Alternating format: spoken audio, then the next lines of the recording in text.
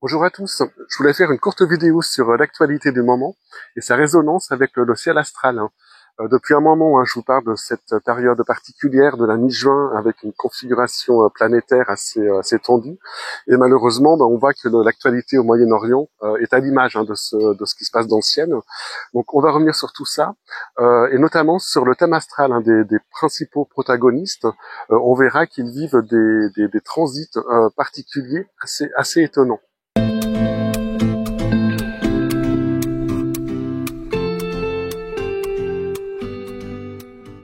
Alors voici le ciel de la mi-juin, carte que vous reconnaîtrez peut-être, je vous l'ai déjà montré dans certaines vidéos. Donc on n'y voit que les 5 planètes lentes, qui sont les plus importantes en astrologie mondiale, et quand on étudie les transits planétaires. Donc l'événement majeur de la période est cette conjonction Saturne-Neptune qui se forme et qui va durer une partie de l'été. Alors il faut préciser que la conjonction ne sera pas exacte cette année. Saturne va s'approcher à 0,13 de Neptune. À partir de juillet, les deux planètes vont commencer à rétrograder, donc à reculer sur le zodiaque. Saturne plus rapidement que Neptune, ce qui fait que les deux planètes vont s'éloigner l'une de l'autre. Mais elles vont repartir en avant cet hiver, et la conjonction va se former à nouveau, une conjonction exacte cette fois, ce sera en février 2026. Alors la conjonction entre ces deux planètes se produit tous les 36 ans. C'est la durée du cycle Saturne-Neptune, et ce cycle est historiquement lié à l'histoire de l'ex-bloc de l'Est et du communisme. La dernière conjonction s'est produite en 1989, lors de la chute du mur de Berlin, la précédente en 1953, lors de la mort de Staline, et celle d'avant c'était en 1917, lors des révolutions russes, donc de 1917. On peut donc penser que la période que l'on vit va marquer une étape importante dans l'histoire de ces pays. Alors, peut-être dès cet été, bien que la conjonction ne soit pas exacte, et plus sûrement l'hiver prochain, quand Saturne va vraiment rejoindre Neptune. Mais ce mois de juin, une autre planète est entrée en jeu, c'est Jupiter, qui en entrant en concert forme ce carré à la conjonction Saturne-Neptune. Alors le carré est un aspect dynamique, avant on disait dissonant, et cette configuration entre les trois indique un moment particulièrement critique, et pas simplement pour la zone du globe que j'ai cité.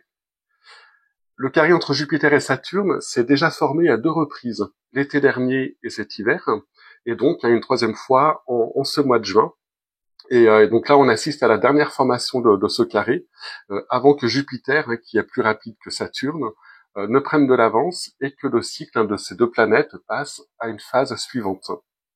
Alors ce carré ne se forme pas systématiquement à 3 reprises quand il arrive, mais cette fois-ci, le jeu des rétrogradations des deux planètes a fait durer son influence sur presque un an, ce qui montre une période tendue sur le plan sociétal, une défiance face aux autorités, et aussi une période de crise impossible pour tout ce qui concerne les institutions, la justice, la loi, les constitutions, et ce qui fait qu'une société tient debout avec ses règles et ses structures. Et donc pour cette troisième formation, Jupiter n'est pas juste carré à Saturne, mais à la conjonction Saturne-Neptune, ce qui lui donne une dimension supplémentaire. Alors j'avais fait une vidéo il y a quelques semaines sur cette période très chaude au cœur du mois de juin, avec les signes et les personnes directement concernées sur un plan individuel par cette configuration, mais on voit qu'il y a bien sûr une résonance sur l'actualité mondiale.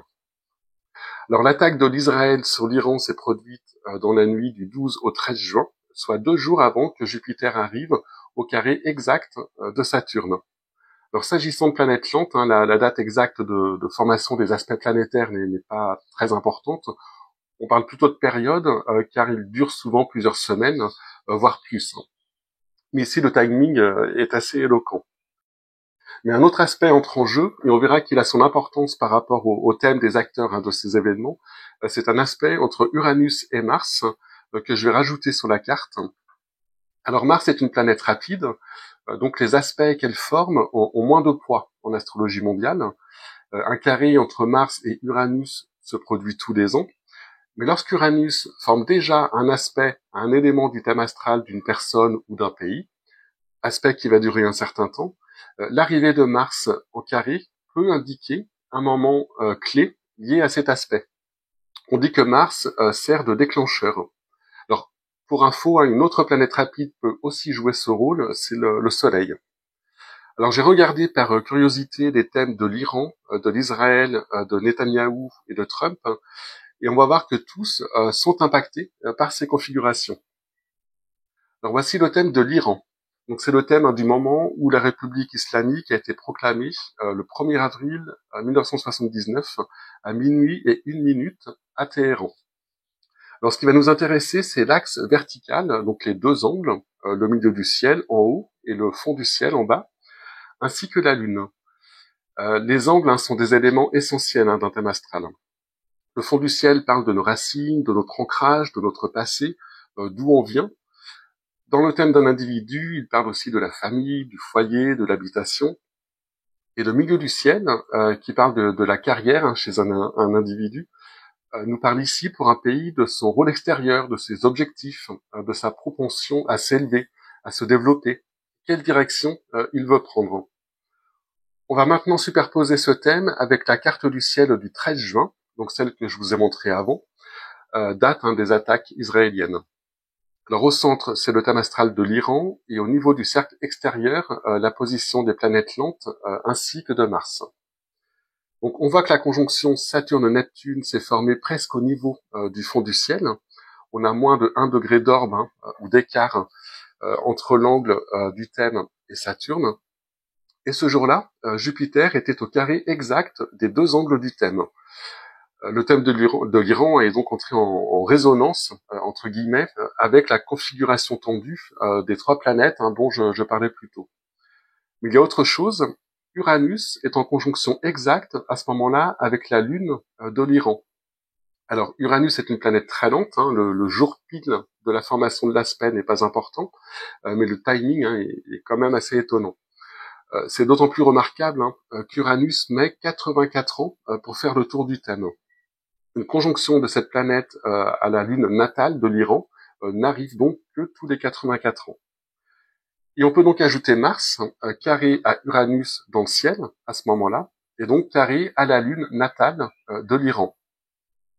Uranus en transit indique la plupart du temps des changements imprévus et soudains, des revirements de situation, entre autres. C'est une planète de feu, et associée à Mars, autre planète de feu, il y a quelque chose de très explosif, de très réactif dans ce carré. Alors ça touche la lune de l'Iran, qui symbolise en astrologie mondiale les populations, mais aussi l'âme d'un pays, c'est un peu son pouls.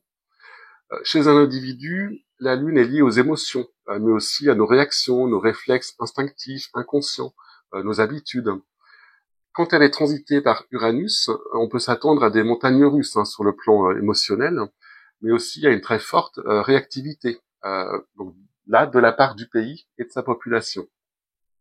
Alors Uranus est passé sur la lune de l'Iran en juin 2025, mais va y repasser lorsqu'il va rétrograder, donc ce sera en décembre 2025, et une dernière fois en avril 2026. Voici maintenant le thème d'Israël. Alors lui n'est pas directement impacté par le carré entre Jupiter et la conjonction Saturne-Neptune. En revanche, on va s'intéresser à Mars. Alors en thème individuel, Mars est une planète toujours importante, comme l'ensemble des planètes rapides, des planètes personnelles. On a vu pour la Lune dans le thème de l'Iran. Et c'est la même chose dans le thème d'un pays. Mars est la planète liée à l'action, à l'affirmation, à la combativité, à la motivation, au désir, mais aussi parfois à la colère ou à l'agressivité. Alors comme pour le thème de l'Iran, on va regarder des transits. Donc à l'intérieur, c'est le thème d'Israël, et à l'extérieur, les planètes lentes plus Mars, donc toujours en date du 13 juin. On voit qu'Uranus forme un carré à Mars en ce moment, donc durant quelques semaines, mais à ce moment-là, Mars dans le ciel passe en conjonction sur le Mars natal du pays. Un transit de Mars, c'est bien plus rapide, c'est l'histoire de 2-3 jours, et donc il indique un moment de déclenchement du transit d'Uranus. Alors pour une personne, un carré d'Uranus à Mars natal, c'est très stimulant, voire trop, car c'est un aspect tendu, un carré. Il indique une période de nervosité, de précipitation, d'impulsivité, avec des risques d'accident d'ailleurs liés à tout ça. Uranus électrise notre agressivité, il nous pousse à entrer en action, et tout l'enjeu d'ailleurs va être de canaliser cette énergie. Sous influence uranienne, on a un fort désir de liberté et d'indépendance. On a plus de mal avec les carcans, les obligations. On tient beaucoup moins compte du regard des autres et on fonce. On agit sans se poser de questions, on y va carrément, comme le montre le nom de l'aspect, le carré. On peut transposer tout ça à l'échelle d'un pays ou de ses dirigeants et on comprend facilement la façon dont ça peut être vécu. D'ailleurs, si on regarde le thème de Benjamin Netanyahou, on voit qu'il a un point commun avec celui de son pays, c'est justement la position de Mars, à la toute fin du signe du Lion. Alors, au niveau des transits planétaires, il est donc, lui aussi, sous une influence d'Uranus par rapport à son Mars natal, donc avec tout ce que je viens de décrire. Et le 13 juin, Mars céleste, donc Mars dans le ciel, passait sur son Mars natal, avec là aussi moins de 1 degré d'écart. Et donc il indiquait une activation du transit d'Uranus. Et donc tout ça dans le contexte mondial particulier de ce Jupiter carré à la conjonction Saturne-Neptune dont je parlais au début. Alors le carré d'Uranus au Mars de Netanyahou ne va pas se reformer. Son Mars natal est à 26 degrés 43 du Lion. Et Uranus va rétrograder jusqu'à 27 degrés 28 en février 2026 avant de repartir en avant. En revanche, le Mars natal d'Israël, qui est à 28 degrés 18 du Lion, va connaître 2 autres fois ce carré d'Uranus. Ce sera en décembre 2025 et en mars 2026. Alors, quelques jours après, on a été surpris par la réaction américaine et la décision d'intervention de Donald Trump. Et quand on regarde ces transits planétaires, on constate que lui aussi est concerné par un transit d'Uranus. Alors voici son thème astral. Je vous mets le lien dans la description de l'étude que j'en avais faite et des prévisions également que j'avais faites sur 4 ans. Alors le point qui va nous intéresser est son ascendant, situé à 29 degrés du Lion. Alors on pourra même parler de l'axe horizontal, comme tout à l'heure avec l'axe vertical de l'Iran, puisque quand une planète forme un aspect avec un angle du thème, donc ici l'ascendant, elle forme automatiquement un aspect avec l'angle opposé, donc le descendant.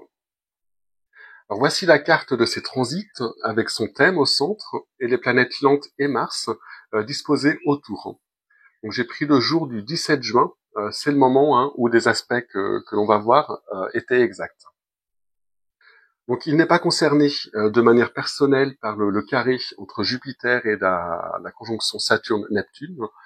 Par contre, lui aussi connaît un transit important d'Uranus qui est en ce moment carré à son axe horizontal, donc à son ascendant et à son descendant.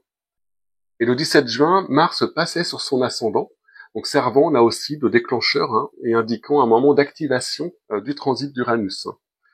Alors cet aspect tendu d'Uranus a un côté électrisant, très stimulant, un peu comme ce que j'indiquais tout à l'heure par rapport à Mars, mais là ça joue sur le comportement et sur le rapport aux autres. C'est souvent d'ailleurs une période intense sur le plan relationnel, avec des ruptures possibles. On pense évidemment à Elon Musk, mais aussi des liens qui se nouent avec des personnes généralement très différentes de celles que l'on avait l'habitude de côtoyer. On agit aussi plus librement, de façon parfois précipitée ou de manière impulsive. On se sent libéré de tout conditionnement, libéré du poids du regard des autres également, et de la société. C'est aussi des périodes où on change ses habitudes. On peut se mettre à fréquenter des nouveaux endroits, par exemple. Alors, un peu comme avec le carré à Mars natal, on ne se pose plus de questions. On agit, on ose, mais on se montre aussi tel que l'on est. On se sent libre d'être soi-même. Uranus est une planète très individuante, pour reprendre les termes de Jung.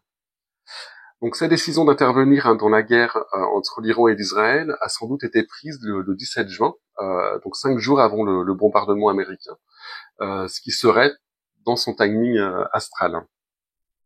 Alors juste une petite rectification dans la vidéo que j'avais faite sur Trump et ses prévisions. Je disais qu'Uranus formait un carré à son ascendant fin mai 2025. C'est une erreur, c'est bien en juin 2025 que le carré est exact, même si ça n'a pas grande importance, s'agissant d'une planète très lente. Par contre, comme je l'indiquais, Ce transit va se reformer en novembre 2025 et en avril 2026, avec là aussi une forte stimulation qui pousse à agir en toute liberté, de manière soudaine, imprévisible, et à se comporter et à se montrer sans filtre, avec aussi un échangement rapide et sans prévenir dans la sphère relationnelle. Donc sans doute d'autres actions américaines dans les mois à venir, donc soudaines, imprévisibles, à l'image d'Uranus, mais avec un autre contexte, début 2026, où la conjonction Saturne-Neptune marquera peut-être une étape importante dans l'histoire de la Russie. On pense à la guerre avec l'Ukraine, et puis plus généralement de tous les ex-pays du bloc de l'Est. Donc voilà pour cette actualité du mois de juin. Je vous remercie de m'avoir écouté, j'espère que cette vidéo vous a plu, et je vous dis à très bientôt.